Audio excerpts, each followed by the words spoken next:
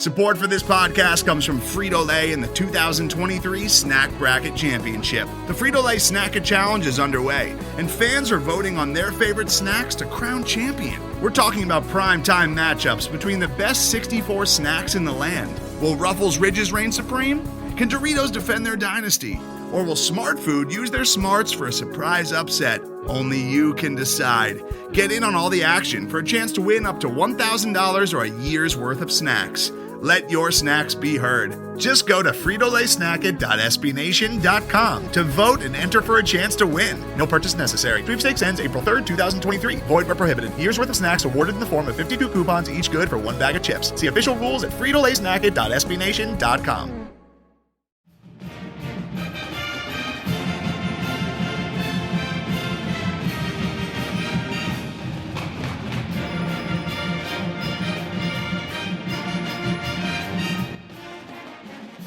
Hello, Duke fans, and welcome to episode 167 of the Duke Basketball Report podcast. It is Sunday, October 6th, 2019. Fall has mercifully finally arrived in the Southeast as of yesterday, and we're all excited about that because it means, among other things, that basketball season is right around the corner. I am your host this week, Sam Klein. I am coming to you, as usual, from Durham, North Carolina, where it's a bit overcast, a bit chilly. I'm okay with that. I am joined, as always, by Donald Wine in Washington, D.C. Donald, how you doing? Look, I am the biggest fan of hoodie season, and the fact that hoodie season has finally arrived, I am so freaking happy right now. It's overcast out here in D.C. too, but just the fact that I can wear a hoodie out and not sweat 45 pounds off my body is something that I've been looking forward to all year. I think I call that sweater weather, I believe. Sweater weather is fine. Yeah, I prefer a hoodie. A hoodie is a little comfortable. I was wearing a nice Durham one last night. It was feeling great. Whatever it means to you is a wonderful thing. I also have Jason Evans on the phone coming in from Atlanta. Jason, hello. Oh, my God. So it literally went from like 96 degrees on Thursday or Friday, on Friday, to 75 degrees today. Oh, it's so welcome. Thank you, Mother Nature, for bringing us relief from the never-ending summer. Jason, real quick note, on Wednesday, I flew from D.C. to Charlotte. I was down there for a soccer game. When I left D.C., it was 98 degrees. It was the hottest day in the history of October in D.C. Yeah.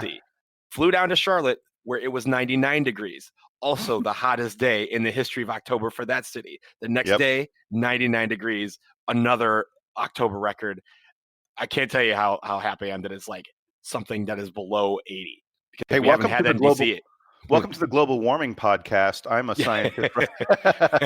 We had a tailgate yesterday we had a big tailgate yesterday for the football game, and leading up to it, I was like, 8 p.m. game, tailgate in the afternoon. We're gonna all be dying out there, and then all of a sudden the forecast comes out, and it's just perfect football weather. So anyway, here we are. Yes, on the climate change podcast. I hope we get this weather for more than 2 weeks before it becomes winter.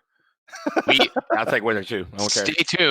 Stay tuned to Duke Basketball Report for your pressing climate updates. But we have a lot of Duke sports stuff to do today. I think we may have teased this last week that we have some fun content. We got a great interview, yeah, in the form of an interview with a former Duke basketball player and current D1 head coach. So I'll preview that and send it off in a second. But I wanted to start this week with the biggest Duke basketball news, that is, which is that Duke got a commitment this week from another four-star basketball player who we only recently offered. Jason, I want to give it to you to give us an introduction to who Duke's newest recruit is and how that may change or alter the landscape of Duke's recruiting going into this season for the class of 2020. Yeah, so I have to take folks back to the entire way this happened. A week ago, we were talking about recruiting, and one of the things that Sam did was Sam said, "Hey, here's some of the other guys we're looking at." And we talked a little bit about Mark Williams. We talked about Hunter Dickinson, who are both centers, big men. I talked a little bit about Jonathan Kuminga, who's a kid who may reclassify. We never once mentioned the name of Jamin Brakefield. And that's not our fault. Duke wasn't, I guess Duke had been in contact with Jamin Brakefield, but no one out there in the world of college basketball recruiting sort of knew that Duke and Jamin Brakefield were talking to each other. In fact, on Monday of this past week, there was a video posted by one of these recruiting services. They do interviews and the such. They had sat down with Jamin Brakefield over the weekend. They talked to him about his top 10. Let's be clear, not like his top 3 or top 5, his top 10 schools. He didn't utter the word Duke. He doesn't mention Coach K. He doesn't even talk at all about Duke. And so it was quite surprising. So first we heard, I want to say it was like on Wednesday, we heard that Duke might be talking to Jamin Brakefield. On Thursday, we got word that Coach K had offered him a scholarship, that Duke had offered Jamin Brakefield a scholarship. And on Friday, he committed. This is unheard of. And let's be clear, we're talking about a guy. Sam said 4-star. There's some folks who have him 5-star. He's one of these sort of classic in between 4 and 5 stars, depending on the different recruiting service. Some folks have him like in the 30s or 40s. ESPN have him like in the low 20s in terms of recruiting ranking. This is someone who he's in contention to be a McDonald's All-American, right on the cusp of there. Certainly a very, very prominent recruit. Schools like Michigan, Louisville, Auburn were all, big time in on this guy. He would have been probably the best recruit in Louisville's recruiting class. And Duke literally in the span of 24 to 48 hours goes, hey kid, we're kind of interested in you. Yeah, what the heck? We'll offer you a scholarship. And he's like, great, I'll take it. It's amazing. Other schools must hate Duke so much because to get a kid like this just literally out of the blue, it's pretty much unheard of. Now it is worth noting that he played sort of the all-star basketball EYBL circuit with Jalen Johnson, who's Duke's top recruit. So they know each other. I'm sure Jalen had spoken to him about how excited he was to go to Duke. He and Jalen know how to play together, and what it means to be on the floor together. So, there's a lot of sort of fit kind of stuff and an understanding of Duke that it's clear that Brakefield had prior to even being contacted by Coach K. But still, this is just a remarkable commitment. And then really, really fast on what kind of player. He's like 6'8", around 215, 220. He's a guy, he's sort of listed as a power forward, but he could also play a little bit of small forward, perhaps. He's got some range. He can go outside and shoot.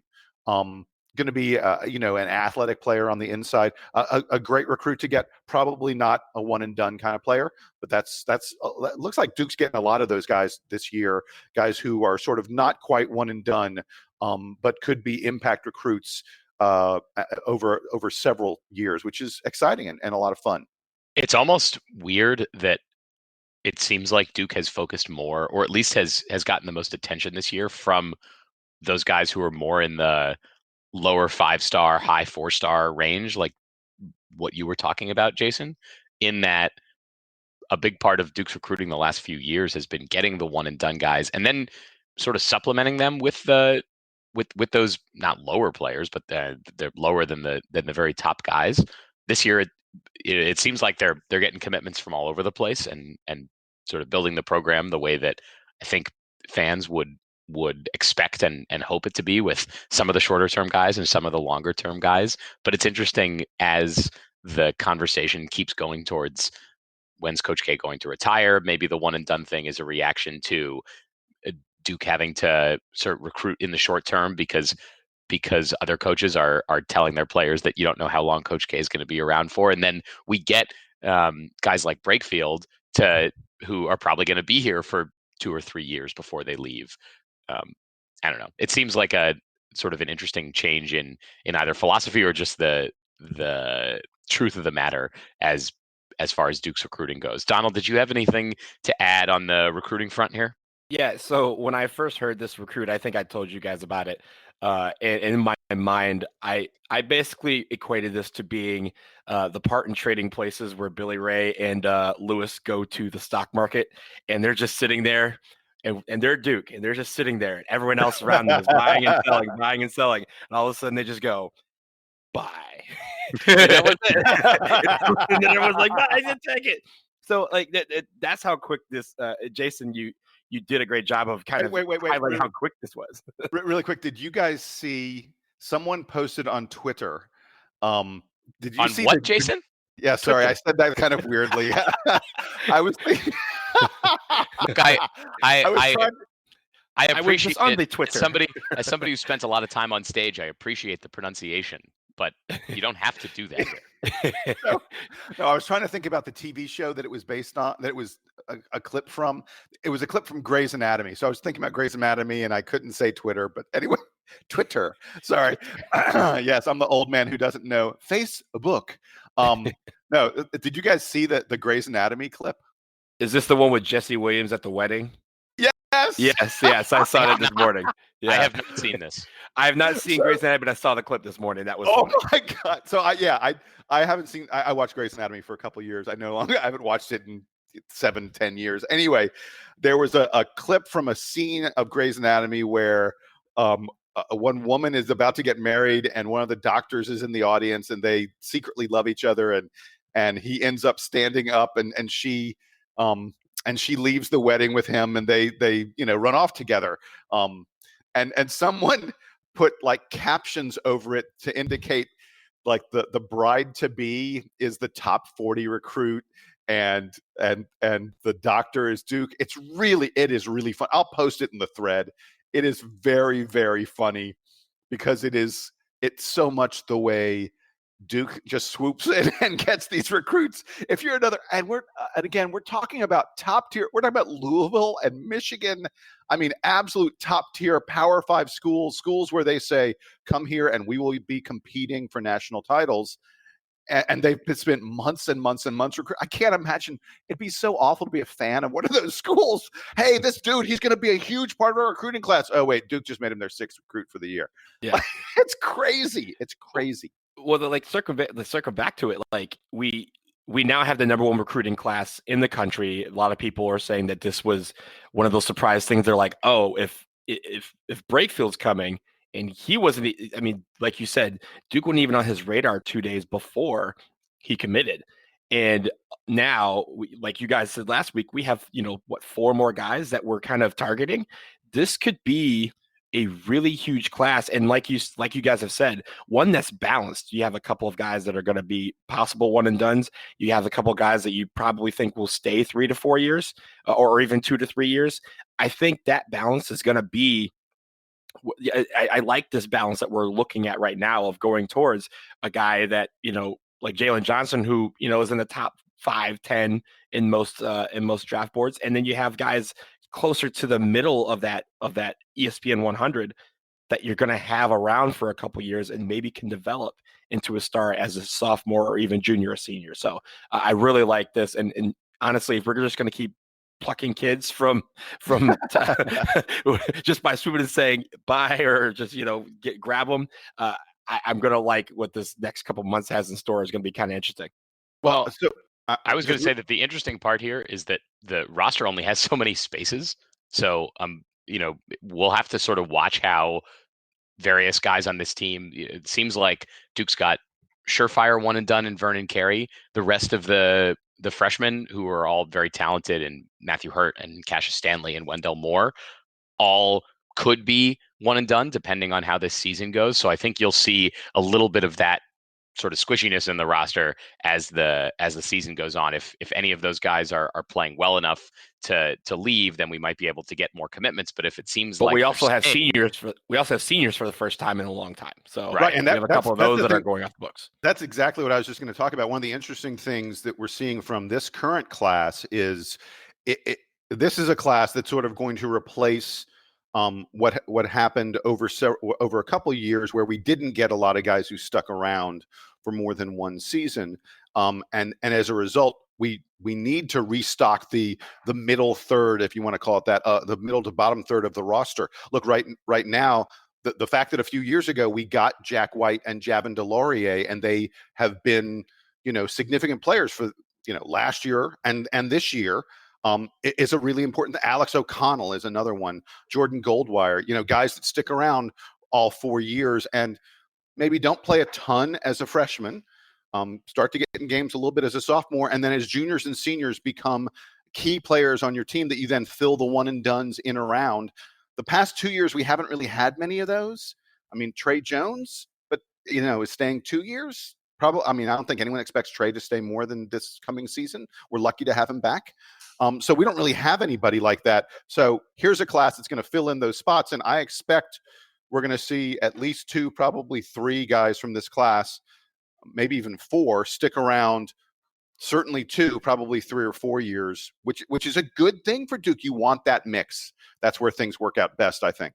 We should also keep in mind that Duke only has 10 recruited scholarship players on the roster this year, plus Justin Robinson as a preferred walk-on, and then the only other 2 guys or 3 guys are all walk-ons on the team. So we might find that Coach K has a little bit more wiggle room, but guys like Buckmeyer end up getting scholarships as they come through the program. I imagine. I don't know if Michael Savarino requires a scholarship, if his grandfather is the coach. His family has some money. His right, grandfather's done pretty well. Yeah, so I'm not sure if he needs the scholarship. I don't know what Keenan Worthington's family's financial situation is, but it's also just a prize that Coach K can give out to walk-ons if they are committed to the team. So we'll see how all that works out, but there are certainly still players on Duke's radar.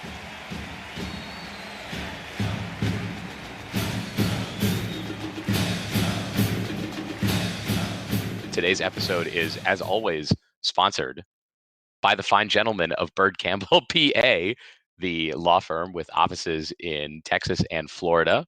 For all of your business legal needs, contact Byrd Campbell at BYRDCAMPBELL.com.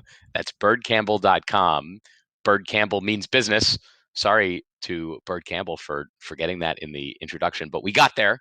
So we're going to move on now to now that we're finished with recruiting, we're going to, instead of looking forward in time, we're going to be looking backward in time at a Duke player from the 90s, a gentleman by the name of Kenny Blakeney, who was on both of Duke's national championship teams in the early 90s, along with Christian Laettner and Grant Hill and Bobby Hurley and all the gang. He was at Duke for 5 seasons. He's had a winding coaching career that's taken him to assistant positions at a number of different schools, but just this year is beginning as the head men's basketball coach at Howard University in Washington, D.C., very close to where Donald lives. So Jason and Donald got to catch up with Kenny over the phone last week, and we're going to play that interview for you now.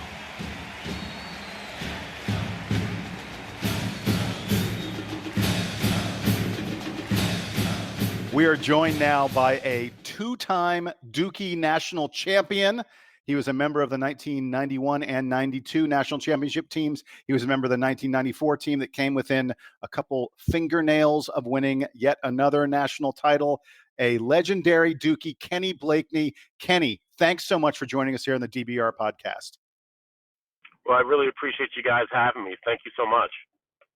Yeah, so we should tell people, if you haven't kept up with Kenny's career, this guy has been an incredible assistant coach for a lot of former Dukies and other programs, and he just recently became the head coach at Howard University.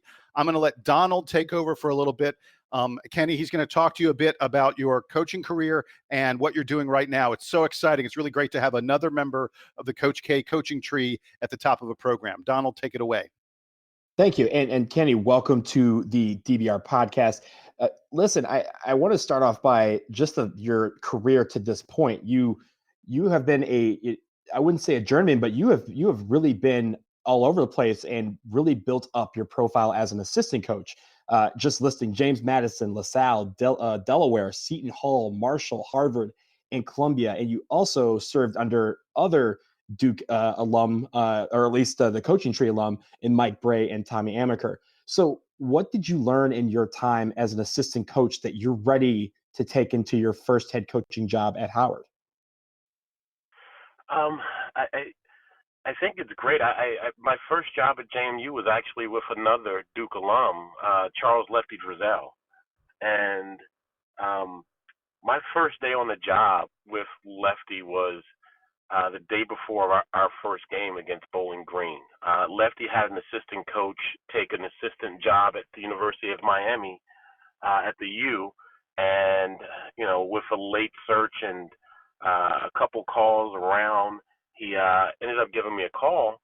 So when I got hired, we were literally preparing to go play Bowling Green, and the very next day, my second day on the job, we were actually sitting on the bench and playing a game, and it was hilarious because it was like I'm sitting next to Lefty, the other two assistants are right there, and it's a close game, and Lefty turns to me and he grabs me by my arm with this very serious look, and he goes, "Kenny, what do you think I should do?" I said, "Lefty, I don't even know the guys' names on the team yet." Like, it was so fresh, and I just think over the years you just kind of you take so much from different guys. Lefty was just starting with Lefty. He's one of the most intelligent guys I've ever been around, and well prepared. The kind of that Southern bumpkin thing that he has that works so well for him is such, I think, a disguise for a brilliant mind behind that. Lefty has booklets and booklets and booklets and booklets on how to run a program, how to recruit, how to run a practice. There's so much knowledge that I got from him in my first year as an assistant coach that really, I think, gave me a template of how this thing could work. I went to LaSalle, worked for legendary Philadelphia coach Speedy Morse, and had an incredible time. Speedy ran some offenses that, being from DeMatha, playing for Coach Morgan Wooten there, playing at Duke, it was a motion kind of principled offense. And Speedy's offense was a flex-driven offense. It's a pass screen, down screen, baseline screen type offense. So it gave me an opportunity to kind of learn a structured offense from a guy that was, I think he probably still is, one of the all-time leading winningest coaches in the history of Philadelphia Catholic basketball, and did a tremendous job at LaSalle, produced a number of pros while he was there. Went to the University of Delaware, where I joined a former DeMatha alum and former Duke assistant coach with Mike Brey. And Mike is it's kind of like the nickname on him is he's the great communicator. Mike's whole thing is like he is extremely, extremely bright, and just has a feel for the game, and the way he recruited in terms of the personnel that he wanted to bring in, the way that he talked to teams in huddles and locker rooms. So I was able just to kind of take little snippets from that, and I won't go through every school. With Tommy Amaker, I go, another Dukie, Dave Henderson, another Dukie, just two guys that I are mentors and role models, guys I watched as a little kid, with the 86 class, and then Tommy, the 87 class, just guys I just kind of idolize, that they're such good men. Tommy is another guy that's, borderline genius, and is, if there's a guy that I want to be in a foxhole with, Tommy Amaker is that guy. He is a fighter. He's competitive. He's really smart. He's a great, great, great, great communicator. He has insight and perspective on things that is, truly wise.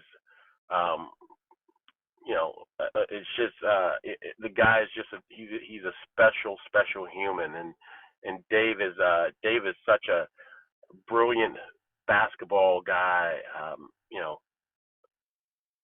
tough as they come, did an extremely great job at the University of Delaware. He relates well to the players, runs great practices, ran great offenses, defense things, concepts, and ideas. And these are guys that I talk to. I try to keep them in my speed dial Rolodex so I can communicate with them as often as possible. They've been extremely helpful throughout my career and have been extremely helpful with my new position as a head coach. And look, you just listed some of the greatest minds in, college basketball history. And in the case of, Coach Wooten at DeMatha in high school history. I mean, taking all of that, now you are the head coach. Now you've had this long career learning under these guys, and now you're the head guy. So what is, one thing that you felt so far? I know that you're just a few months into your first job. What's one thing that you felt has been your biggest challenge so far? And what do you think is something that you feel has translated well from being an assistant all those years? I got the job on May 6th and had to hire staff. I hired Tyler Thornton, Duke grad. Tyler was a integral part of a lot of successful teams at Duke. He's a Washington, D.C. native, played at Gonzaga High School for Coach Steve Turner. Hired a guy named Eric Atkins. Eric is a Notre Dame grad from the Baltimore area. So I wanted to get guys on my staff that were, young and hungry and had really great basketball pedigree. And so I had to hire staff. I had to bring in 5 or 6 recruits. I had to bring in a couple walk-ons. And we were able, fortunate enough, my AD at Howard, Mr. Kerry Davis, is, an incredible guy. He's from the Bronx, went to Cardinal Hayes, was a Dartmouth guy, and then he got his JD at Cornell. Was at HBO Sports for a number of years as head of sports programming, and just has a different vision and sees kind of like, intercollegiate athletics a little bit different from the lens that he's had coming from HBO Sports. But he was nice enough to allow me to bring all of our guys to second session summer school. So it gave us 4 hours a week to work with our guys and over a 4-week period. And then, he also was kind enough to organize with me a trip to Spain. So we were able to, after those 4 weeks were done, we were able to take the team and practice for 10 days and go over to Spain from, August 9th through the 18th and compete against 3 teams there. So my first game there, I was kind of like my biggest challenge, to be quite honest with you. My thoughts were all over the place. I did not know how to focus and concentrate on the game. Being a first-time head coach, and I think it was just one of those things like, oh, this wasn't in the manual. Mm-hmm. So it was one of those things where I just kind of had to fight myself through it a little bit and try to concentrate as hard as I could on the things that I thought I needed to concentrate on and get through the game. And we had a second game a day or so after, and I was a lot more comfortable then, and we had a third game, a couple days after that, and I was, so I progressively got more comfortable with every game. But the first game, I was shook. I could hear everything in the stands. I could hear my assistant coaches. I could hear things on the bench, and I was just like, whoa, this is what do I need to focus on to get through this game and help our guys be successful? And so that was probably the biggest challenge so far. Yeah. So now that you're in your first year, you have been added now to the list of Duke alums that are coaches, and now you're going to have people tuning in to Howard basketball that are Duke fans that watched you play, that have watched you throughout your coaching career. But most of our listeners probably haven't seen much Howard basketball. I've watched the team several times. As we talked about before we started, I am a Washingtonian. I live here in DC. So I've definitely checked the team out a few times, but most of our listeners haven't. So for those listeners out there, what is your goal for the season, and what can they look to expect when the Bison take the floor? That's a great question, and thank you for asking that. Howard is a top 85 school in the nation academically by U.S. News and World Report. We have a unbelievable president, Dr. Wayne A.I. Fredericks, who has been unbelievable and a great supporter of athletics. And when I got the job at Howard, the one thing that I wanted to do is I looked at all the stats. I've over the years, the last probably like 5 or 6 years, I've really gotten into analytics and just kind of followed all the trends in terms of the data that I could find about the Howard program. And my goal was just to make the team organized and disciplined, and not discipline in a sense of but discipline in the sense of let's run our stuff. Let's try to be the more disciplined team when we're playing against other teams. Let's try to be the most organized team when we're playing against other teams. Let's try to be the harder playing team when we're playing against other teams. And that's kind of been the one thing that I just wanted to, the two things that I kind of wanted to just kind of, I guess, make an emphasis of this year. I want our teams to play hard. I want our teams to compete, but I want to be really disciplined in the way we play. And I think if we can do that, we'll have a chance to be okay. I've been asked, what do you think, how good do you think you're going to be this year? And I go, I don't know how good we're going to be, but I know we'll be organized, and I know we'll play hard. So that's kind of been the point of emphasis. We have one of the, a data kind of number to throw out. We have one of the top 45 in terms of size and length of any team in the country. So we're very tall for, probably for a mid-major team. We're really athletic, and it's just now, hey, can we play the right way? Can we be consistent every day and do the things we need to do to be good?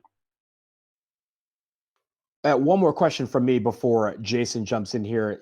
Taking a look at your upcoming schedule, we were talking about, what you learned while being on the staffs for Mike Brey and Tommy Amaker. It looks like that you travel to South Bend to play Mike Brey, and then you also host Tommy Amaker before you enter conference play. Now, this is different than, say, Jeff Capel, because Jeff Capel is in the ACC and had to face Mike Brey and Coach K at least once during the year. So this is obviously something that was set up either before you were there or when you were there. How much are you looking forward to playing those guys? And take us in the mind of how you crafted your schedule for this first season to include these two. Well, I think those games were already on the schedule when I got hired. And quite honestly, with those two games, I'm just going to see if Mike and Tommy would like to just probably go have dinner, during the game and let our assistants coach. That's the way that I'm going to approach it when I'm starting to shake their hands and be like, hey man, I can buy you dinner right now. Let's just get out of here and go hang out. But it's going to be, I think it's going to be neat because, those guys, they've done, Tommy's going to have a top 20 program this year. And Notre Dame will probably be a top 20 program this year at some point in time. Both of those teams will be top 20 programs. So it's going to be good for our team to kind of see a little bit of my DNA and where I came from firsthand and up close, and probably get to understand through competing against both of those well-coached teams, a lot of the things that I've been talking about, they would be able to see through those programs. So I'm really looking forward to those games, more so for a chance to just, have a chance for our guys just to see what, kind of like to show off my mentors a little bit. And to show off the things that they've kind of taught me as an assistant coach. In terms of scheduling, when, I've been very lucky to kind of understand and study marketing for like the last 10 years. And one of the reasons I really wanted the Howard job is because of the Howard brand. It's one of the finest brands in all of higher education.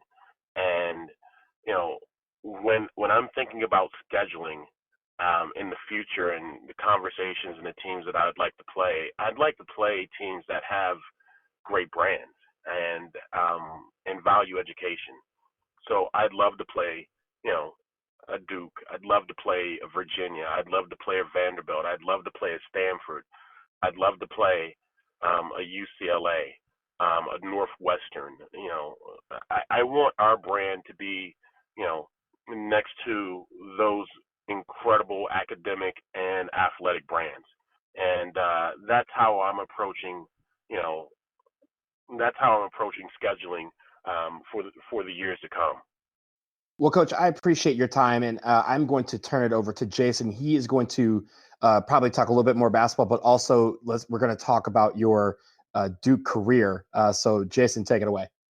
Yeah. So before we get to your time at Duke, I do want to ask you one more thing related to coaching, and I'll completely understand if you if you're not super ready to talk about this, but I want to talk a little bit about the issues affecting college basketball today.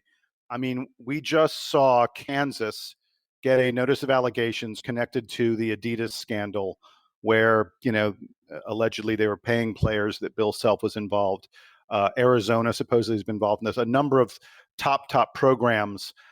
And I think it all sort of circles around to the issue of, should there be some way to compensate players because they're performing a service that is clearly worth something. If Adidas is willing to pay them hundreds of thousands of dollars, they're doing something that's valuable, but the NCAA doesn't allow it. Do you have any thoughts on all of this stuff? I kind of just tossed a salad of of major issues at you, but what are your thoughts on the issues that have been raised the past couple of years in college basketball around paying players and amateurism and all that stuff? Yeah, I think that's a great question and a very fair question. I think there was a time and place where amateurism and the idea of not playing players was very valid. And I at some point in time, in my development as a coach and assistant coach and as a player growing up, I was probably in agreement with that to an extent. And, I just think the times have changed and evolved, that it's probably one of the, and I'm saying that's one of the cleanest ways to eliminate, some of the things that is going on in intercollegiate athletics. So I'm actually for student athletes getting paid. And if there's a way to figure it out and for that to happen, I would 100% support it. That's it's not a position that everyone is willing to articulate. So I appreciate you being that honest with us. All right, I'm going to get to the good stuff. As far as the Duke fans are concerned, I want to talk a little bit about your time at Duke. You were Gatorade Player of the Year at Maryland in 1990, and this was before recruiting hype became really big. But talk about what your expectations were coming to Duke as a fairly highly touted player. When you came to Duke in 1990, the program was in the middle of an incredible run and about to start winning national titles. Talk about what it was like to arrive on campus, as a bright-eyed kid, ready to play for Coach K. I think when the reason I went to Duke, my cousin name's Grady Thompson. And he was at a junior college in Oklahoma at the time. And Oklahoma was recruiting him, and Oklahoma had found out that he and I were first cousins and wanted to bring both of us in together. And he was calling me up and be like, "Hey man, let's go to Oklahoma, let's do this together." And I just told him, I just said, at one point I just said, "Grady, like I'm very honored that Oklahoma would love for me to come there and play, but I want to win championships."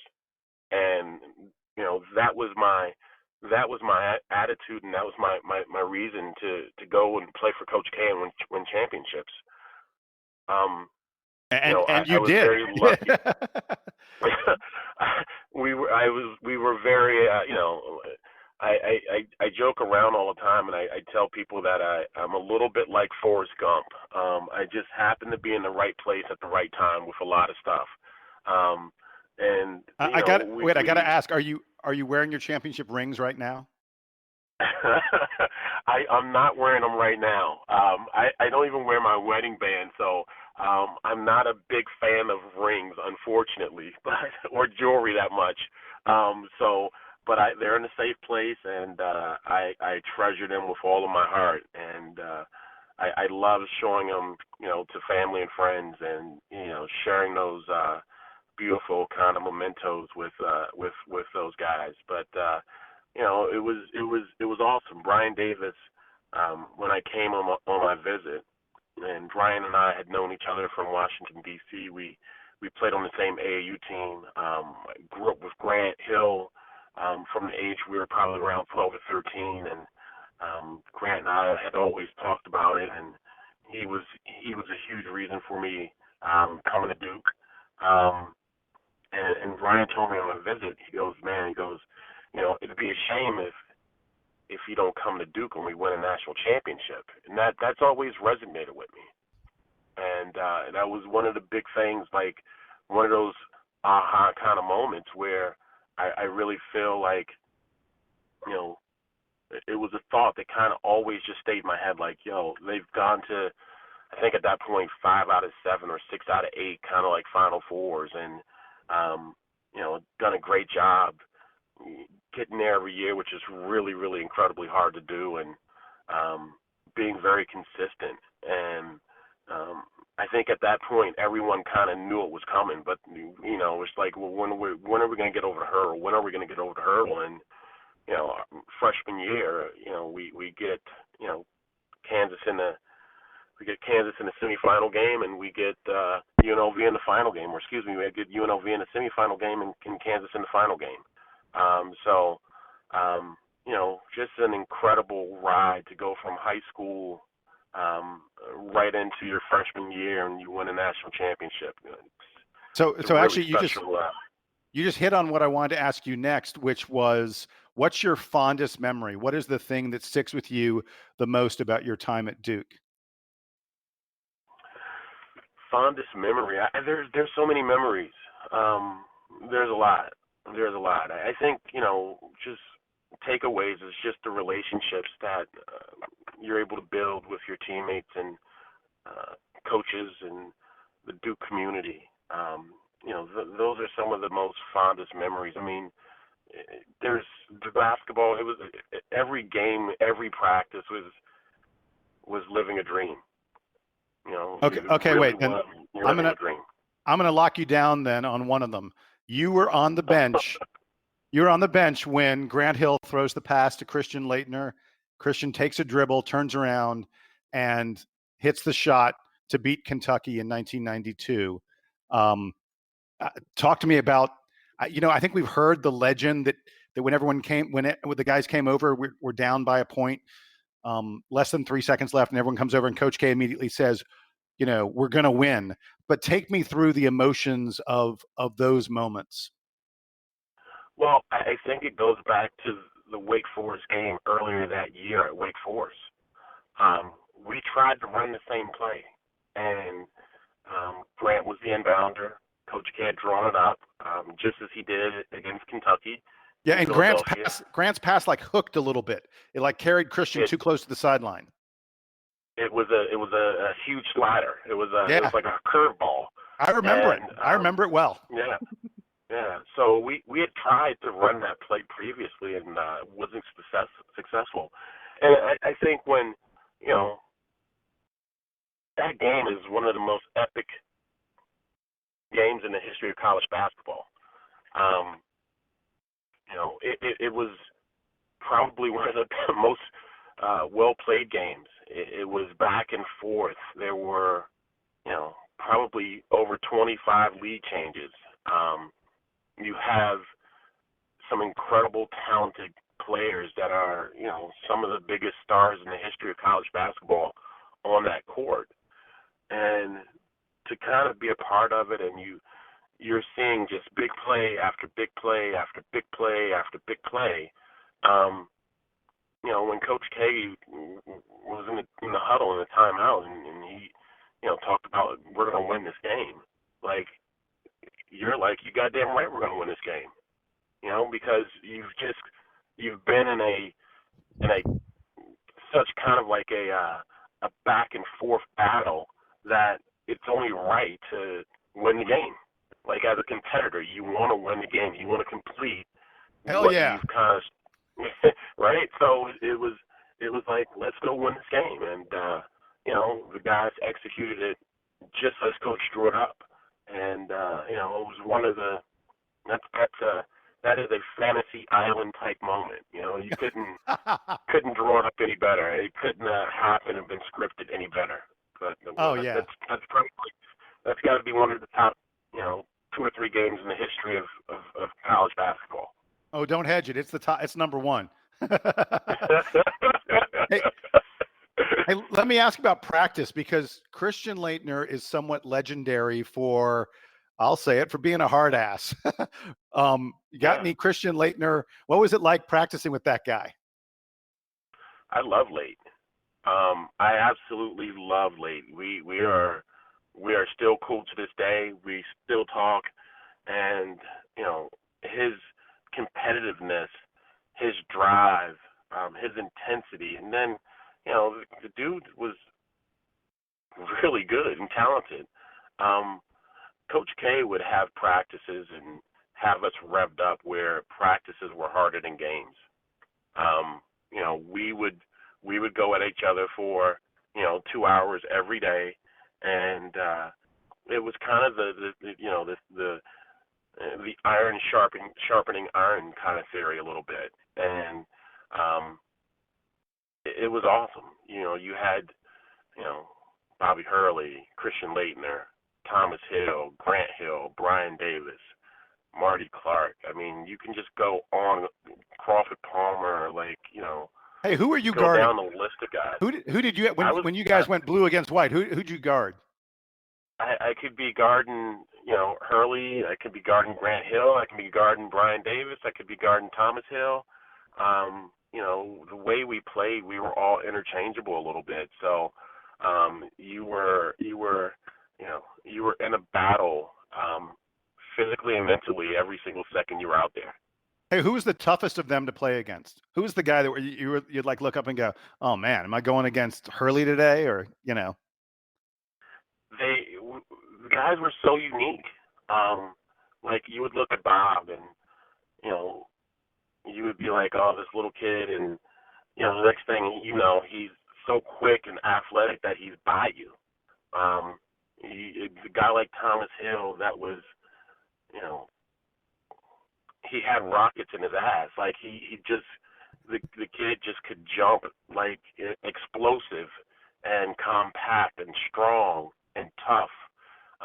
Brian Davis was a gazelle, an elite defender, became a really good offensive player at 6'7", 6'8", tough as nails, competitive as hell.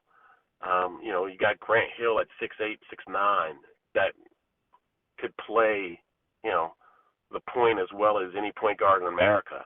And just the versatility that he had, the athleticism, the speed and quickness.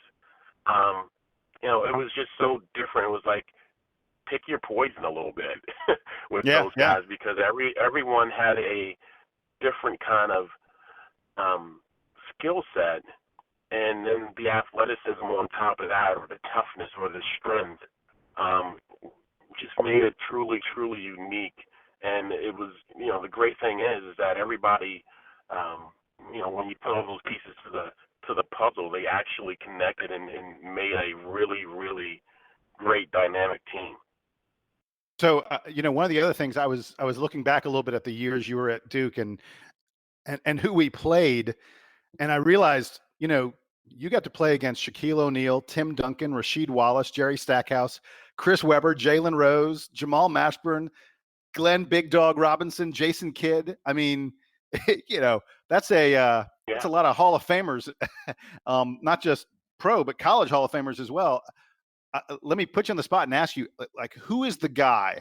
Is there anyone that you played against that you would catch yourself like, man, I can't believe that I'm on the court with this dude, or this guy's just incredible to watch? Who's that one for you? Well, I will say this, and because I'm 47 right now, and I'm kind of proud of this fact, Vince Carter's still in the league, and I played against Vince.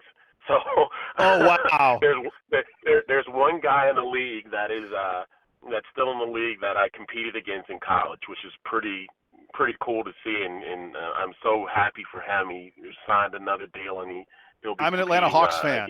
I'm a Hawks fan, so I love me some Vince. Yeah, I think there was, it was different. Like, you look at the University of Maryland, and they had Walt Williams, that was a 6'8", point guard, kind of like can do it all. That was, when we played against them, I think either my freshman or sophomore year, Walt had gone off he was in a groove so well, he had gone off for maybe like 5 or 6 games in a row of like 30 points more. So you're catching guys on hot streaks. Ed O'Banion at UCLA. Oh, yeah, Ed was great. Yeah. Ed, like, just the speed, the quickness, the athleticism at 6'8", jumping out the gym. I mean, obviously the guys that are down the street from us a little bit, those guys are all talented as hell. I'm not taking anything away from those guys. Like, talented, and I got to know those guys well. I've worked with Jeff McGinnis previously, for a number of years, and to see guys like Rasheed Wallace. Rasheed Wallace spent more time in Card Gym when he was at Carolina, probably than he did at Carolina. He would be in Card Gym. Yeah, Rasheed Wallace spent tons of time at Duke and Card Gym playing. You talk about Jason Kidd. Jason Kidd, 6'5", 200, and was as quick, fast, and as athletic as a cat. So it was kind of like every night, you were going up against someone that was really, really good, really, really talented, and wanted to kind of go at your neck because you were part of a great, successful program at Duke, and you're playing for Coach K. Well, so that takes me. I warned you that we were going to ask this. You mentioned Coach K, and we asked this of every former player we have on. The last question I have for you, give me your best Coach K story. What did he do one time that will stick with you forever that you're like, wow, that was unbelievable? There's tons of great Coach K stuff. I mean, you can do more than one. You can do more than one. You're literally with the guy, and I was there for 5 years. So, you go 100+ practices a year. So you're literally with the guy, I spent that much time around him, and he's unbelievable. I think one thing that was kind of hilarious a little bit is he was talking about diving on the court for a loose ball. And so he rolls the ball out on the court, and it's kind of around the free throw line area, and he dives on the ball, and he starts, like, wrestling with the ball. And his hair, like, he has that, thing with his hair where he combs it to the side. But his hair got all, like, messed up, and we're each other, like, with our hands over our mouths, like, trying not to laugh, but because we know at that point he's really, really serious and trying to make this point, because he wouldn't be diving on the floor any other for any other reason. So we're dying inside, and we can't wait to get in the locker room just to kind of, like, have belly laughs about it. And that was probably one of the neatest, coolest things to see Coach K just kind of, with his hunger and competitiveness, show us how important it is to get on the floor and dive for a loose ball. That is the perfect way to talk about Coach K. I doubt he's able to do it anymore because he's had all the hip surgeries. But, I wouldn't put it past him. I'm never doubting him. I wouldn't put it past him. Well, don't tell Mickey. For goodness sake, don't tell Mickey. I'm sure she'd be upset if she heard about that. Luckily, I'm not sure she listens to our podcast, so I think you're probably safe. Hey, Kenny, thank you. Thank you so much for joining us here on the DBR podcast. All your insight about your career coaching and at Duke. And boy, we're wishing you all the luck in the world at Howard. Certainly given the tutors you've had, it seems like you're going to have great success there, and we'll be following all your games with a great deal of interest this year. Good luck, man. No, thank you so much. This was a lot of fun. I appreciate you guys having me on. We'll talk to you sometime soon. Thanks a lot, buddy. Absolutely. Take care. Bye-bye.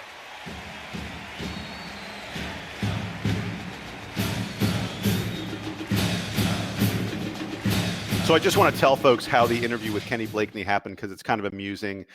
I'm always emailing different sports information directors and PR folks, communications folks for NBA teams and the such, trying to find different players, former players that we can talk to. They always produce really interesting interviews. And, I'll drop, I have a sort of a standard email that I send where I talk about the success of the DBR podcast and I go, hey, please reach out to me. Let's see if we can find a time for this. And I put my phone number on there. So I sent my email to the sports information director at Howard, and my phone rings like 2 or 3 hours later. An unknown number. I didn't know what it is. And I pick up the phone and I go, hello, this is Jason. And the person goes, hi, Jason, this is Kenny Blakeney. And I'm like, whoa, that happened quick. Usually it's like going back and forth. And when are we going to do the interview and all this? And usually I'm talking to their representative or whatever.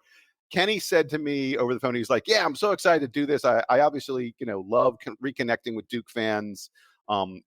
Incredibly loyal to the university and the program. And as you heard in the interview, he's been connected to a lot of other former Dukies over the course of his coaching career. But they got the email, they forwarded it to him, and he called me right away. I was like, wow, I can't do the recording right now.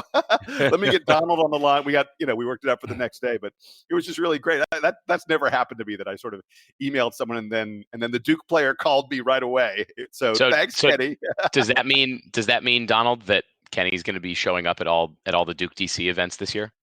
I will invite him. He has a standing invite. I definitely am going to be catching a lot of Howard games this year because, as you said, they are a 10-minute drive from my apartment. So it will be interesting to get out there and see. He was so gracious. He was like, let me know next time you come out. We'll set you up with tickets. And I'm like, I will pay to watch you coach. Like, you don't have to send me up with free tickets, but also I will take one. So. How expensive is it to go to a Howard basketball game? Oh, it's look, I paid $100 to go to Duke games. I paid $500 to go to Duke games. So as long as it's less than that, I will say it's worth it. I believe that would be the case. But yeah, I don't know. I actually never attended a Howard basketball game. I've been to a few Georgetown games. Mm-hmm. Yeah. So anyway, you'll have to let us know once you take the trip down to U Street. By the way, we have to react to the interview. I mean, the line that he had about Thomas Hill having rockets in his ass. Yeah. That is one of the great lines in DBR podcast interview history. And the story about Coach K diving on the floor and the intensity to win. I was like, when he was talking about that, I was getting hyped. I was like jumping up and down. But to me, the best story, the best stuff we got in there was his first game with Lefty Dreisell. He doesn't even know the players' names, and Lefty's like, what do you think we should do? And Kenny's like, I don't even know number 7 over there. I don't even know his name yet. That was a great story. I mean, such great insight into coaching, and it was a fabulous interview. I really enjoyed it. Sam, the Lefty thing is funny because Lefty obviously was a Duke guy, but then was coaching at Maryland forever and sort of became like a Duke enemy, and he sort of back and forth in terms. It was funny a few years ago. Lefty was honored in Cameron for some reason. They had a bunch of old players there, and my dad was at the game, and my dad remembers.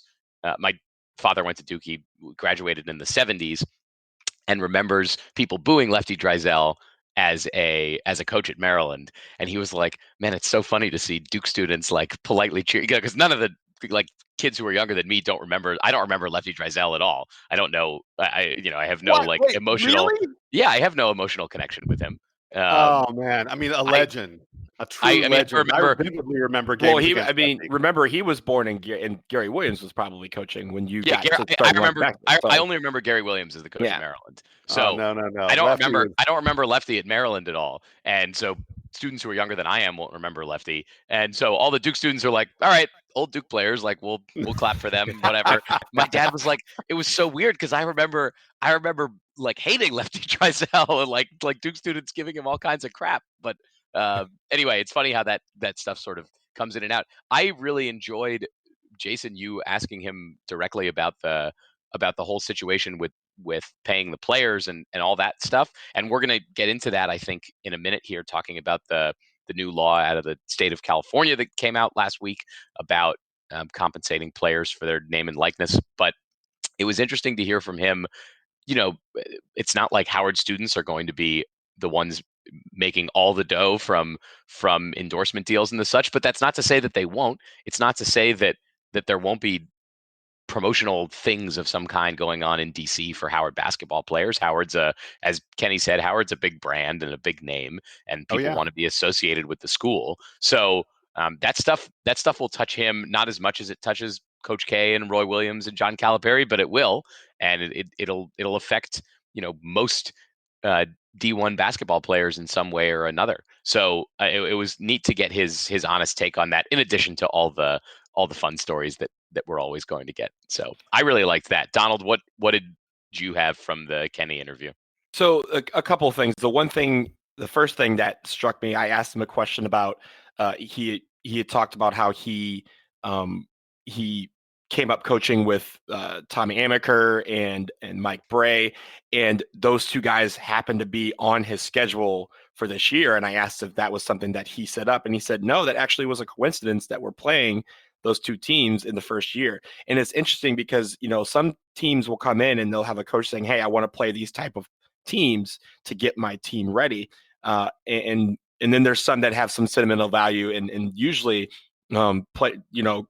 guys from the Coach K coaching tree aren't going after anyone else in the coaching tree. So I thought it was pretty interesting that they had, by happenstance, scheduled two games against two of the guys that he worked under in college as an assistant. But also, I really enjoyed that he talked about coming back home to DC. He grew up here, and really how that's going to affect his recruiting. He's brought back Tyler Thornton, who also was from here, played at Duke, and Tiny going to be part of that. that. Yeah. So I think that sort of thing is really going to endear him very quickly to not just the Howard fan base, but just the local DC fan base, because we have a lot of great basketball around here, especially in the high schools. And I think when it comes down to it, if he's going to target those kids, he's going to get a lot of great players going through the Howard system. And especially in this day and age where a lot of them are starting to reopen their eyes to historic Black colleges and universities, he's going to get some pulls, especially his DeMatha connections, the fact that Gonzaga and St. John is right down the street, and you're going to have those guys basically scouting every single game. So I think that sort of approach to recruiting is going to be something that's going to be very welcomed around here in DC, and I think that's what's going to make him successful. Well, and Tyler Thornton's a Gonzaga dude, so yep, exactly. He's got two of the most prominent basketball high schools in the area, DeMatha and Gonzaga, represented on the coaching staff just among the Duke guys. So I'm sure he's got other people with all kinds of connections around the area. It's not like he has to go far to recruit a full basketball team at Howard. Yep. So very cool opportunity for Kenny Blakeney. We'll see how he does here in his first season. So that's it for Kenny, and thanks again for joining us on the Duke Basketball Report podcast.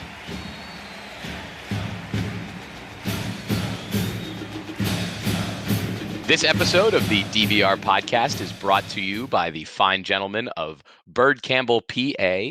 Byrd Campbell with offices in Texas and Florida for all of your business legal needs. Don't forget to contact Byrd Campbell at BYRDCAMPBELL.com. Byrd Campbell means business.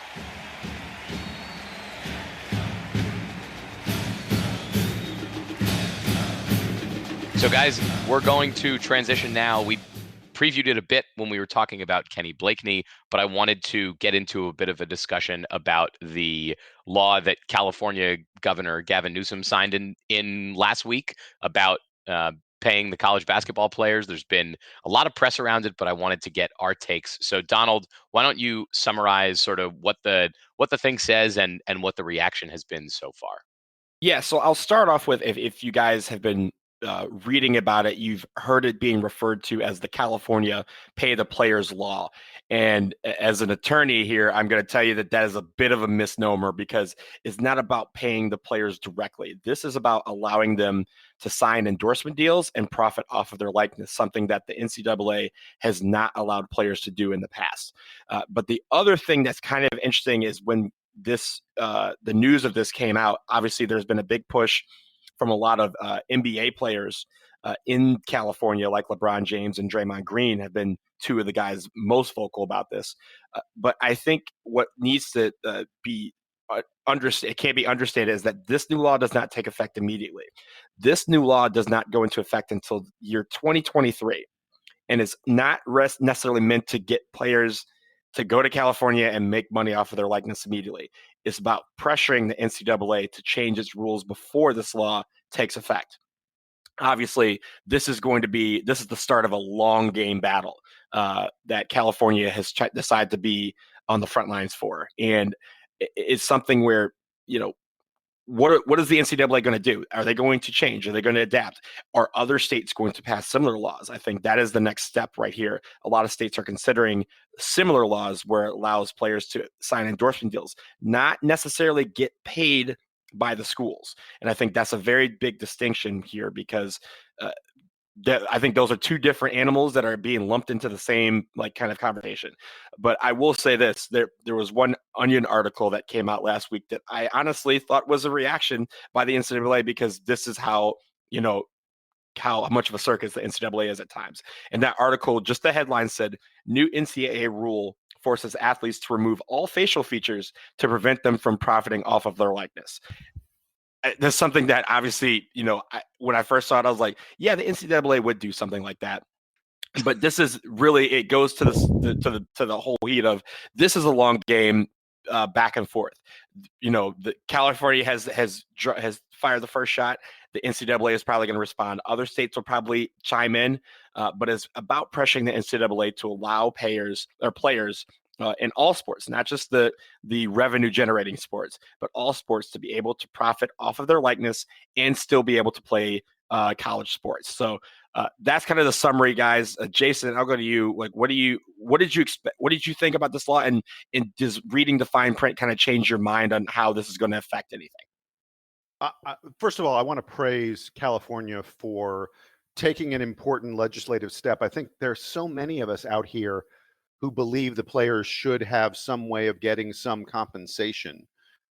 So I like what California came up with by having it, as you mentioned, Donald, by having it not be through the school, but sort of through other stuff that the player arranges on his own, other endorsement deals and the such. It's something that doesn't necessarily disadvantage schools that maybe don't have the budget to pay for this.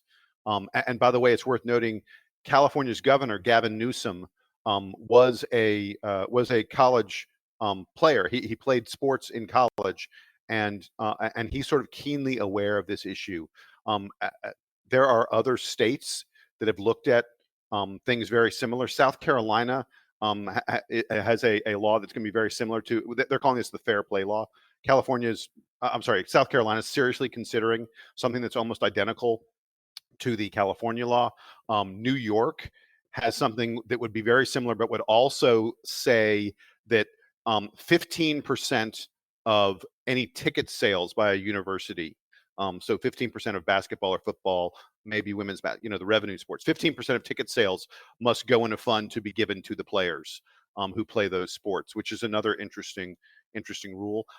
The most important thing is that this won't happen until 2023. And I am certain that by 2023, the NCAA will have figured out a way to make something nationwide as opposed to just California, because it would clearly be a problem for California to have this and other schools not to have it. It would create absolutely an imbalanced playing field. And the NCAA is aware of that. And I'm sure that they will fix it. California is too big and too important a state. Schools like USC and UCLA, Cal, there are too Stanford. many. There are too many important programs in California to say, oh yeah, we'll let them have a big advantage, or even, oh, we'll just exclude them. They're not allowed to. I mean, like, you would decimate the Pac-12 conference if you did that. So those are not solutions. So the only solution is to do something nationwide where all schools are able to do this kind of thing. That's the major takeaway from this. Just really, really quick. And then Sam, I want to hear from you about it. But I am still concerned that there is the possibility for some pretty bad cheating related to this, because most of the deals that are going to come out of this for players are going to be local endorsement deals. Yes, Zion Williamson and guys like that will get big national deals, but the third, fourth, fifth guy, even on a prominent team, isn't going to get a big national deal. What the potential is there, without some very, very creative work by the NCAA and by these states, the potential is there for a wealthy booster just to go, hey, yeah, I'll give $500,000 to any kid in the top 30 who wants to play for my school. And those are guys, once you get down to the lower half of the top 30, those are guys who can't get big endorsement deals on their own. And so then you get into bidding wars, and you can couch anything as an endorsement. I mean, look, if I'm T. Boone Pickens at Oklahoma State, who's a very, very rich, owns lots of companies guy at Oklahoma, was willing to put tremendous amounts of money into the Oklahoma State program, he would have seen something like this, and he would have been stroking $1 million checks left and right. And that's problematic. Why though? I think the question is, if that's the debate, if we're willing to give that money to the players, then we're willing to do it. I think that the whole controversy, if we want to call it that, is that all this money gets moved around now under the table. We hear about it when it pops up for players like Anthony Davis or Cam Newton, but there are conversations about these kinds of payments going to players all over the place. Some Duke players have been not implicated, but there have been stories about Duke players getting money like that to perhaps to attend Duke, perhaps to be part of other sort of endorsement shenanigans. But if we bring it all out into the light and we ask the players to report it and pay the taxes on it and all that, then it's just a matter of, all right, which fan base has the most money? And right now, the teams that have the fan bases with the most willingness to pay for the players are the ones who end up being good anyway.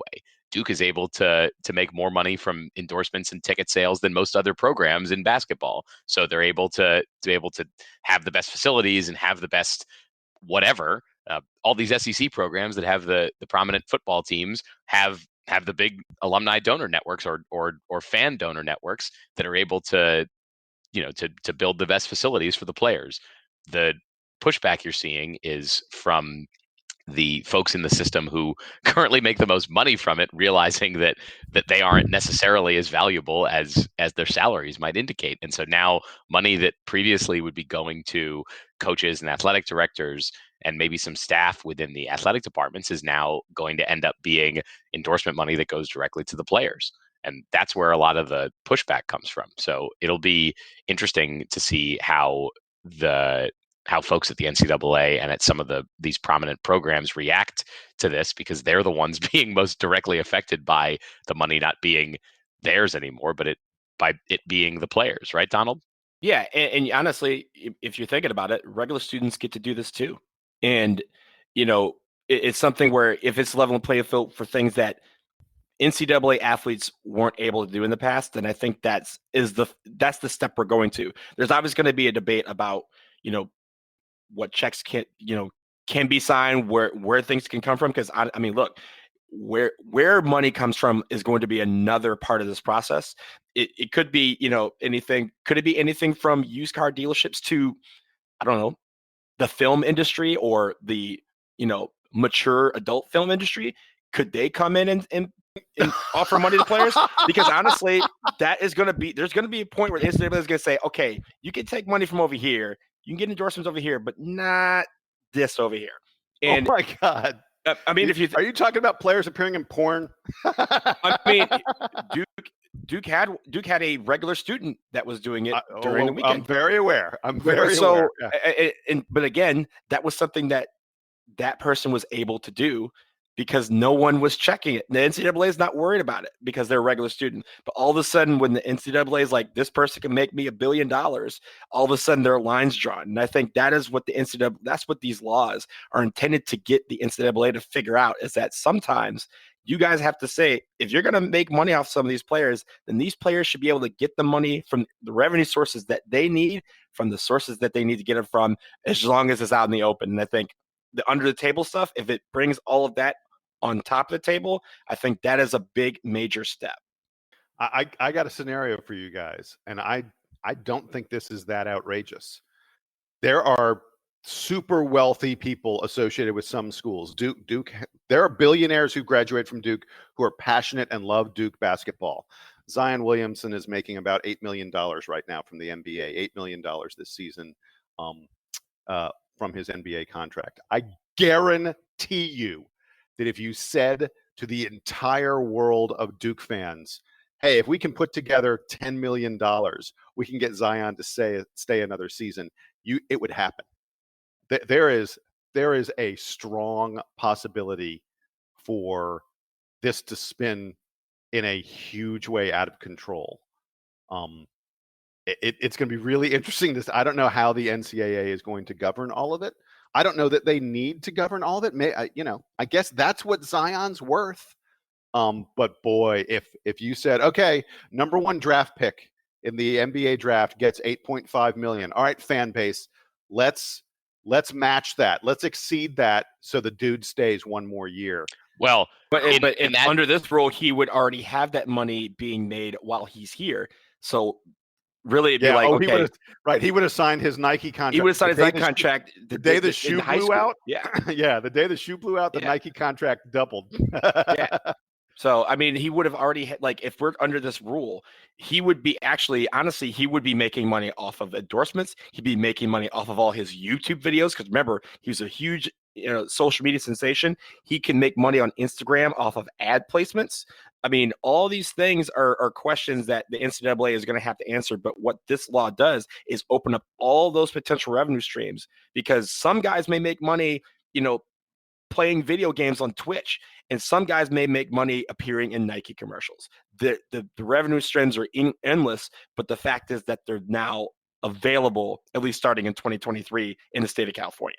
You know what I'm excited about here is when fans start setting up these fundraising vehicles for the players. GoFundMe. It'll take weeks before the first lawsuit of so-and-so was raising money for a player, and it turns out that they were just pocketing the cash and making off with it. I can't wait. I can't wait for all the new forms of corruption that we're going to have from the players making the money that they're earning for the schools. It's going to be so much fun. But of course, there's still a lot to come in this arena. We won't stop talking about any of these issues as long as this podcast exists, I'm sure. But we do need to move on because we have a few more things to talk about, and we've already gone pretty long today. So I do want to start with a quick note about the football game from yesterday. It was something of a roller coaster ride for Duke fans. So Duke played Pittsburgh last night. Yeah. Wait, Duke played Pittsburgh last night in football. It was a late night kick. It kicked off at 8 p.m. here local time, and Pittsburgh went out to a big lead. They had a big lead going into the fourth quarter. Duke managed on the back of a few timely takeaways, on fumbles to recover. And then there was a weird sequence at the end of the game where Duke was able to convert a 2-point conversion, but then the call was brought back. Jason, what? I mean, I was at the game. I was at the game, but honestly, I couldn't really figure out what was going on. What was happening last night in this football game, Jason? I mean, do you have an hour? That was an insane game. But specifically on that 2-point conversion, what happened was, like, one of the line judges thought thought Quentin Harris's forward progress had been stopped. Let's be really honest, it had been. And he sort of started running on. He didn't blow his whistle, but he sort of started running on the field like the play was dead. And then I think it was Jack Wallabaugh, but one of the Duke offensive linemen pushed. By the way, that 2-point conversion was converted by the offensive line. There's no question about it. So the Duke offensive line sort of collectively picked up the Pitt defensive line and Quentin Harris and pushed them all into the end zone. But because this umpire, this side judge, whatever it was, had sort of made a signal like the play should stop, they said by rule they have to redo the play. But that it was weird because that was crazy. It was weird because, one, there was no signal. Like you said, the signal, air quotes here, the signal was him starting to run on the field. He also made the touchdown signal. Nobody was looking at him until he made the touchdown signal. That's a crazy call. So they basically said that the reason why this rule was put in place is for guys who make an incomplete signal and guys stop playing, and all of a sudden, play continues and a bunch of players are standing around. That wasn't the case on this play. Everybody played all the way through until they heard the whistle, which is what you're trained to do. And the whistle was signaled after the touchdown signal. So I think that was and then after that, they went to commercial, came back, had everybody line up for the kickoff, and then announced, we're going to redo the 2-point try. I think that's dumb. But also, guys, I have to say something. I don't know what the odds are for one person to have two alma maters that have 21-point deficits because of more than 3 or 4 turnovers, come back to tie or take the lead, and then lose both football games in the span of 3 hours. But you're looking at him. Donald, I feel terrible for you. I landed from Charlotte just to see both of those games. And I don't know. I should have played the odds in Vegas. You should tell people Miami. Yeah, Miami did the same thing to Virginia Tech, who we blasted last week. But that's neither here nor there. But yes, I think turnovers were the key. We had 3 turnovers ourselves, but we turned the ball over 6 times. Like that, we can't turn the ball over 6 times. That's not going to win any football game. We probably didn't deserve to win that football game, but I will credit the team for staying in it and not quitting and fighting to get all the way back. And then the 2-point conversion thing, I think, kind of took the sails out a little bit. But I will credit the coaching staff and the players for not giving up and fighting all the way back, because that was a hell of a comeback to only fall short. So first of all, we had 3 turnovers in 4 plays in the first half. 3 turnovers in 4 plays. I mean, I think all hats off to our defense. The D did a great job of keeping the game from being blown absolutely wide open. But the offense, especially in the first, we didn't get a first down the entire second quarter and half of the third quarter. And it was like we forgot about the run pass option. And we ran the option so effectively the past couple of weeks. We completely forgot about it. We didn't rush the ball at all in the first half. We threw way too many passes. Our wide receivers were dropping balls. But you can't, 6 turnovers. You cannot win a game committing that many turnovers. Even when the other team is occasionally trying to give it back to you. I have no idea what the Pitt guy was doing, even trying to field that punt on the 5-yard line. Like, if it's inside the 10, if you're a punt returner, you're supposed to let it bounce. And he turned it into that turnover to me, where he fails to field the punt on the 5, and Duke recovers and then instantly gets a touchdown. That's what put Duke back in the game. But you're right, Donald. We didn't deserve to win that game. We are unbelievably inefficient on offense. Quentin Harris, I love the kid, and he's doing his best, but He was 18 for 43 passing with was it five? He had 5 turnovers. He had 5 turnovers. Yeah, 3 fumbles and 2 interceptions. Yeah, not a good day at the office. I can't believe it was as close as it was. Hats off to the Duke defense for keeping it as close as they did. So looking ahead, Duke has a game next week against Georgia Tech, also at home. We won't do an extensive preview of that just because I think we're running long today, but Tech is terrible. Tech is bad. So hopefully Duke can. That's your preview. Yeah. Hopefully Duke can bounce back. If we don't win that game, it's a huge problem. Georgia Tech expects to not win any ACC games this season. So if we cannot let that happen. Then let's make it so and move on to parting shots. Donald, I will come to you first. What is your parting shot for this week? Yeah, so my parting shot today, we're going down to New Orleans to take a look at the New Orleans Pelicans, or as we can call them this year, the Bayou Brotherhood, because of all the Duke players and Duke GM and Trajan Langdon that is there. A couple of noteworthy things from their training camp that I thought were both awesome and funny. The first, did you guys see Zion Williamson's latest head-scratching dunk in practice? Yes. Oh my God. So for those of you out there, it was during a practice. The team was doing out of bounds plays, and Lonzo Ball is inbounding the ball, and he's trying to throw an alley-oop to the rim to Zion Williamson. But Lonzo throws the ball so hard that it hit the backboard just before Zion got there. But Zion just caught it anyway off the backboard, like right as it hit the backboard, and just throws it down, and like had everybody in the gym just like scratching their head and just mesmerized at what an incredible play that was. So if you're on Twitter, it's all over Twitter. So just go find his latest form of greatness. But also from camp, they had their media day a few days ago or last week where all the players took questions. And JJ Redick was asked if he had spent some time with Zion to talk about what to expect. And as you guys know, JJ has a streak where he has made the playoffs every single year in his career. So he said he took Zion aside and simply said, "Don't F this up for me," which is incredible. And Zion confirmed it later on. He was like, yeah, he told me not to mess this up.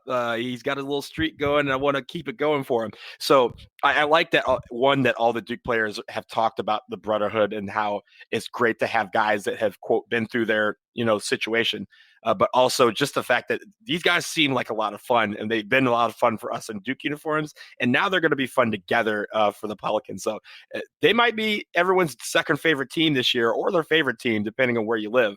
But the New Orleans Pelicans, Bayou Brotherhood, shout out to them.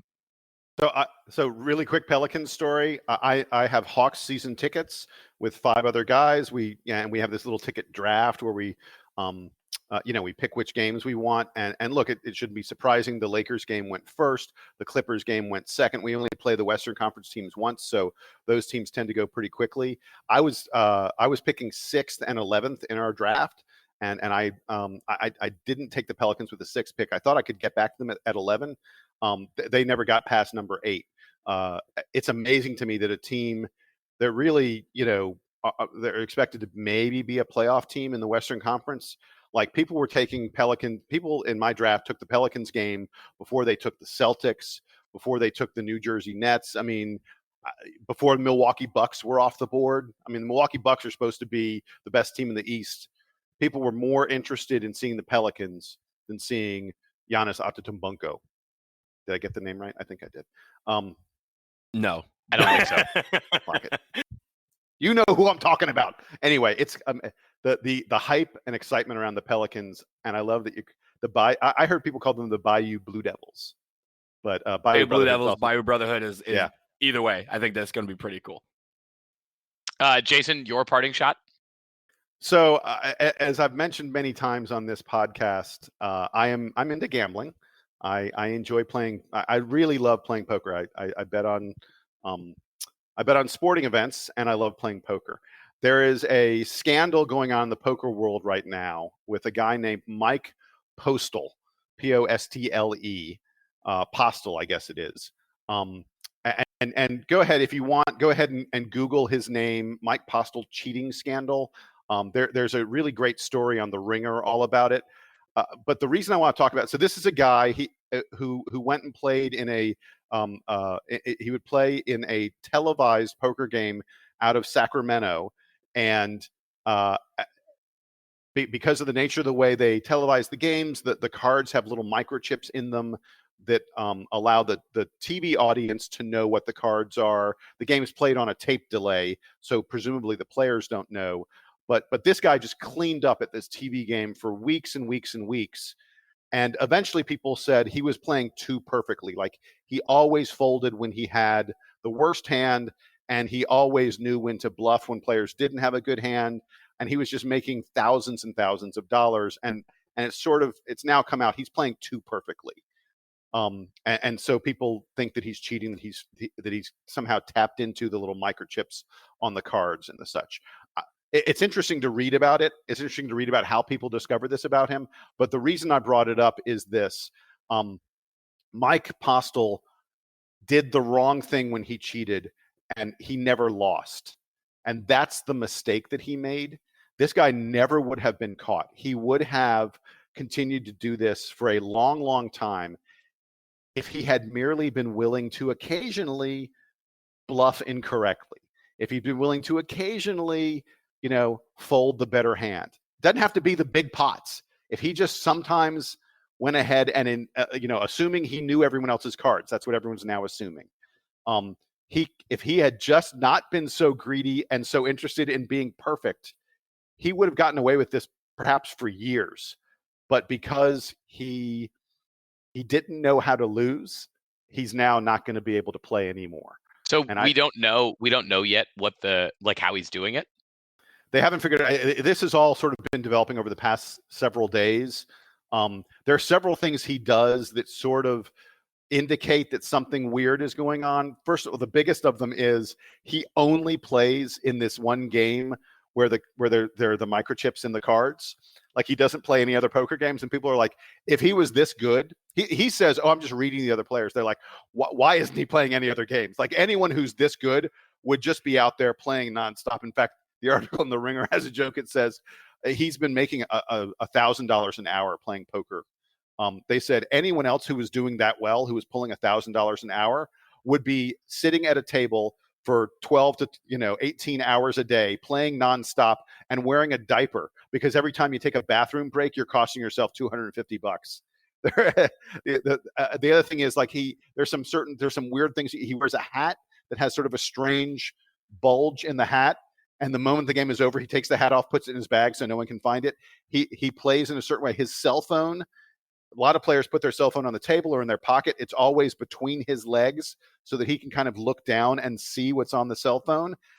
And he always does the same thing with his cell phone. He never fiddles with it at all. There are all these things that, like, in retrospect, people are like, wait a second, this is really suspicious. They haven't figured out exactly how he's tapping into the microchipped cards. But everyone's like, it's not microchip, it's RFID. But everyone's like, he's getting the cold. He knows everyone else's cards at the table. It's a cool story. Yeah, I'm into it. All right, I have a couple items of note here at the end. One is that it is currently Major League Baseball playoffs are going on, and my Washington Nationals are still in it, which is awesome. But go Braves. Go Braves. I forgot how stressful it is watching the playoffs. It's like every moment is like so tense. So the games have been really good so far. Steven Strasburg had an awesome outing the other day against the Dodgers, but we'll see if the Nationals can finally break through to the championship series. Jason, did you have something to add on that? A friend of mine who has Braves season tickets. Obviously, we're also here in Atlanta on pins and needles with Braves games. He was talking. We were talking the other day, and he said, there's a difference in a baseball game and a basketball or a football game in terms of the tension of the playoffs. And I hadn't really thought about this, but he's right. He said, especially in these baseball games that are relatively low scoring, literally you are on pins and needles for every single pitch, especially when you get to be late in the game, and there's no clock. And that's what sets baseball apart from these other sports. I'm not saying I like baseball better than basketball, and I'm not going to get into that debate, but there is a unique animal there in that the game's never over until the last out happens.